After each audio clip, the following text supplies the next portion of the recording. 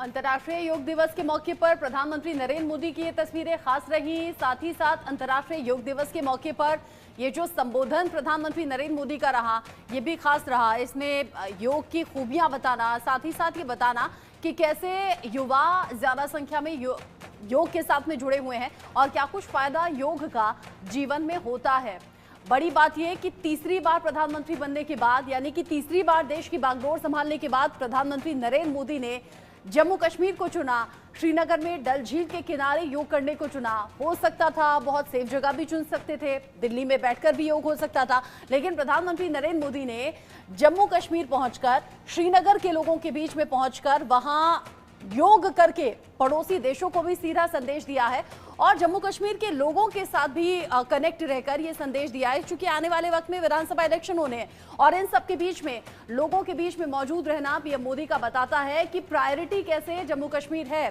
साथ ही साथ जिस तरह की तस्वीरें सामने आई हैं उसमें बेहद खास तस्वीर आज की सेल्फी भी रही और जिस तरह की सेल्फी लेने की तस्वीर पीएम मोदी के सामने आई है वो बता रही है कि युवाओं के बीच में किस तरीके से लोकप्रिय है भी और कैसे कनेक्ट बनाते हैं लोगों के बीच में।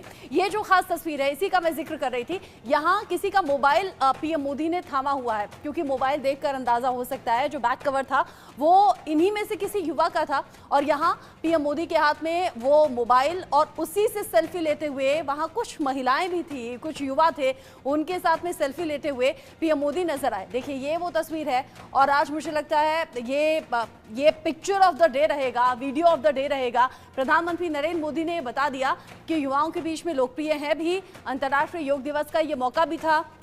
अंतर्राष्ट्रीय योग दिवस के मौके पर पीएम मोदी पहुंचे श्रीनगर में डल झील के किनारे, हजारों लोगों के बीच में योग किया है। योग को लेकर अंतर्राष्ट्रीय स्तर पर संदेश भी दिया है, योग का क्या फायदा होता है, क्यों करना चाहिए, कैसे युवाओं को कनेक्ट करना है। और अच्छी बात इन तस्वीरों में यह है कि यहाँ श्रीनगर में डल झील के किनारे जिस वक्त योग हुआ हजारों लोगों की मौजूदगी में, वहां फीमेल्स की संख्या काफी ज्यादा रही। अच्छी खासी तादाद में महिलाओं ने भी उसमें हिस्सा लिया है।